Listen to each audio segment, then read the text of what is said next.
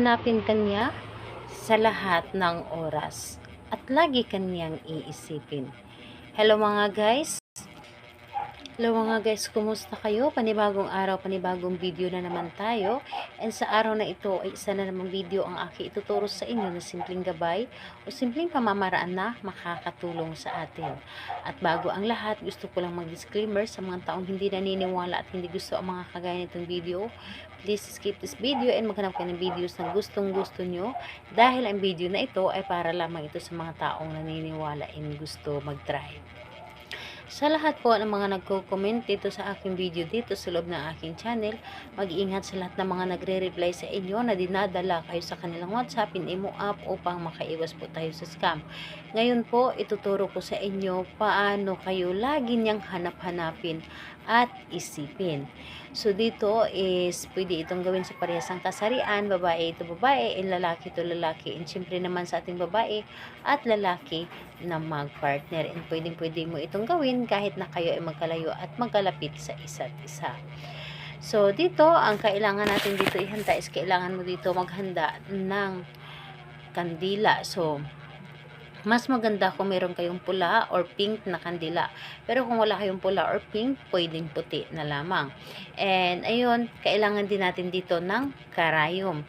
So, kailangan natin ng karayom at panindi. So, yun lamang ang ating dapat na ihanda. So, kapag handa na yung ating gagamitin, kailangan na siguraduhin mo sa iyong sarili na gustong-gusto mo itong gawin. Kailangan na alam mo sa iyong sarili na naniniwala ka, nagtiwala ka sa inyong dapat na gawin at hindi ka dapat nagdududa. Kapag ready ka na, pwede mo na itong simulan. So, ang gagawin mo lamang dito, napakadali lamang.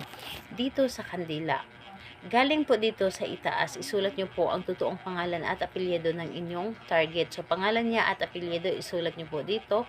And gamit hang karayom ha. Pero kung wala kayong karayom, pako. Pero kailangan talaga din natin dito ng karayom.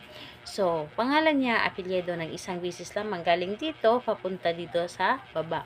And kapag natapos mo na itong sulatan ng kanyang pangalan, tusukin niyo po ng karayom ang kandilang ito. Tusukin niyo po dito sa ibabaw.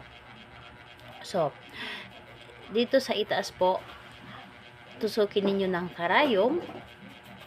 And kailangan yung karayom ha ay maandok dito sa kabila. Kapag naitusok nyo na dito ang karayom dito sa itaas, sindihan nyo po ang kandila. Ngayon, kapag nasindihan nyo na ito, ilagay nyo ito dito sa inyong harapan. Itayo nyo dito sa inyong harapan at titigan ninyo ang apoy ng kandila at humiling kayo. At sabihin ni dito ang inyong nais. Halimbawa, ikaw, pangalan, apelyido ng inyong target, lagi mo akong hanap-hanapin, laging mag-iinit ang iyong pagmamahal sa akin. Ako lamang ang labis mong mamahalin at lagi mong iisipin kahit saan ka man naroroon ay hinding-hindi ako mawawaglit sa iyong isipan. Sabihin mo dito lahat-lahat and kailangan yung apoy ng kandila ay mapunta dito sa maabutan niya dito yung itinusok ninyo na karayom or pin. So, kailangan na maabot dito. And kapag naabutan niya na yung pin or karayom na itinusok nyo dito, pwede nyo na itong patayin. So, ayun po, kung magtatanong ka saan mo pwedeng ilagay ang inyong kandila or pin pagkatapos mong gawin, itago nyo lamang ito. Itago ninyo sa hindi po ito magagalaw na ibang tao.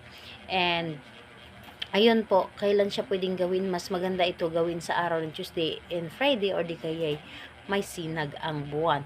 So kahit hindi naman kabilugan ang buwan, basta may sinag ang buwan, pwede mo itong gawin. So ayun po, yun po ang ating paggawa. Sa kahit anong oras pwede naman siyang gawin, basta Tuesday and Friday or sinag ng buwan po ang paggawa nito. So ayun po, salamat po sa inyo. Bye bye everyone. God bless us all.